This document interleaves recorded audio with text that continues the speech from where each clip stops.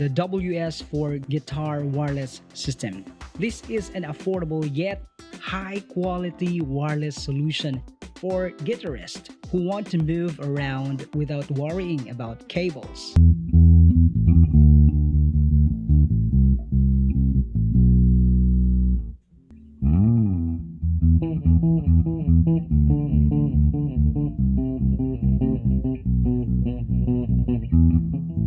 When you open it, makikita mo agad ang dalawang main units, the wireless transmitter and receiver. Both are pretty compact and lightweight, kaya madaling dalhin at gamitin mga kaibigan. Kasama rin sa package ang dual-ended USB cable for charging. Ang maganda dito, Type-C USB na siya, so mabilis mag-charge at may clear instructions on how to connect them. Finally, may kasama din itong manual na will help you set up everything properly, especially kung first time mo gumamit ng wireless system. So, pasensya na guys, medyo maingay dito kasi ang daming manok. Now, let's talk about the design. First, the build quality is solid, hindi cheap feeling, Both units are well built, kaya siguradong matibay. The transmitter has a simple button to turn it on, the same as with the receiver. Kung titingnan mong mabuti, both pieces have a sleek, modern design that looks professional. One thing I love about the WS4 is how compact it is.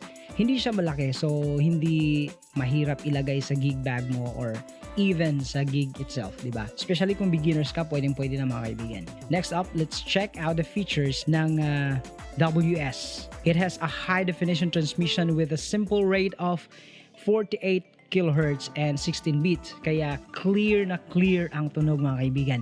Perfect siya for gigs or practice because you won't hear any distortion or drop in quality kahit malayo ka sa amp. So itatry natin yan mamaya mga kaibigan. In terms of transmission band, gumagamit siya ng 2.4 GHz ISM, which is very pretty common and stable.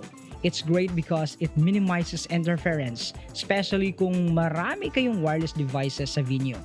Hindi ka magkakaroon ng signal issues, kaibigan. Another awesome feature is the 4 available channels. Kung may interference or signal drop, madali kang makakapili ng ibang channel para makahanap ng clean signal.